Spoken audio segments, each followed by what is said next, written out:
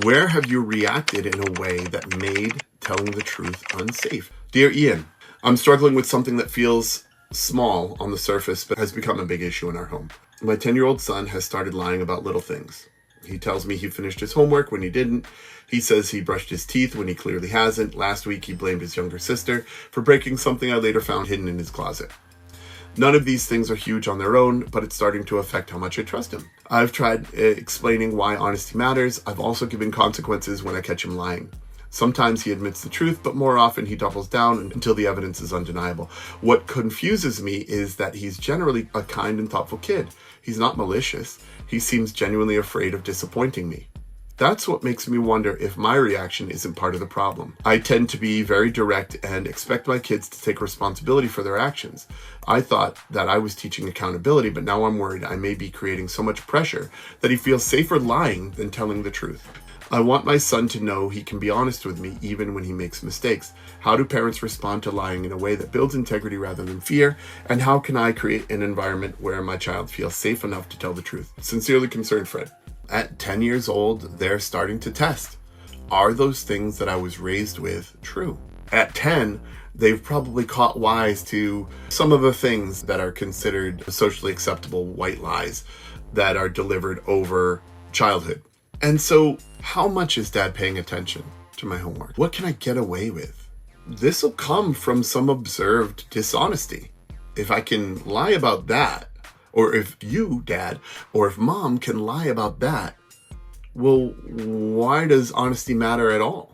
The first place I'd look is at myself. Where is dishonesty coming up? Where am I really not being fully honest about what's gone on?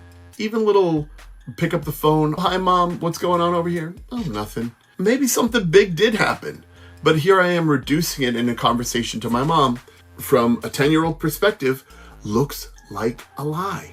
How do we lean as a family further into honesty? Telling the whole truth, our emotional truth, the real deal, what happened, owning our responsibilities. Makes me wonder if my reaction is part of the problem. Where have you reacted in a way that made telling the truth unsafe? Now, investigate. Look at the places where, when did I make it unsafe for my son to tell me the truth?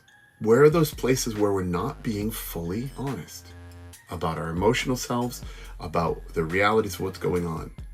And talk about that. Why is that the choice you make? And is that healthy?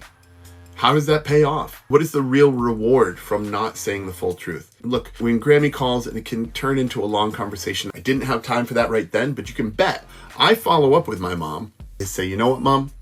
I don't have a lot of time to talk right now because I'm dealing with X and Y and Z, but I want to talk to you about the things that are going on here. So modeling that parent-child connection and also modeling telling the truth, modeling following up, and owning that kind and thoughtful kid. He's not malicious, seems genuinely afraid of disappointing me. So do some reflection. On the one, it can't be okay to lie under any circumstances. And when we lie, it's because we feel it's safer to tell a mistruth than the truth. And so where does safety come into question? I'm talking emotional safety. There's a concern that you're going to explode or that he's going to get grounded for telling the truth, then he's less likely to do so.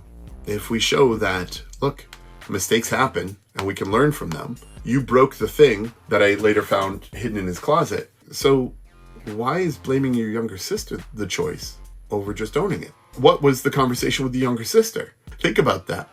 So if it was yelling and sent to her room and she loses allowance, then that's going to feel pretty like maybe I got away with something, not telling the truth.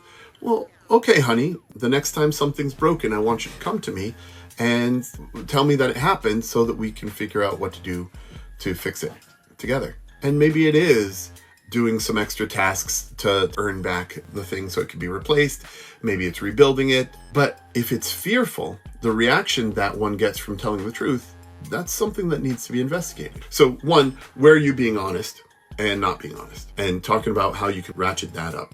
And two, what is your reaction to things being revealed that are uncomfortable? Broken items, homework not being done, teeth not brushed. How do you respond to that? Safety is everything. That's the first principle here in the household. Without safety, we really don't have anything. We can't count on the truth being the truth because it's unsafe How do parents respond to lying in a way that builds integrity rather than fear? Tell your story. What are the times and ways that you lied? How has it hurt you?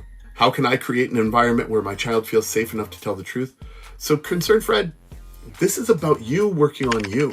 If small things make you explode, how are you working on your own regulation? Let's start with concern for self, so that you can regulate, so that you can be present for these conversations, so that you can be more honest. I'm a rider, bring the heat, girl. I will bring the fight.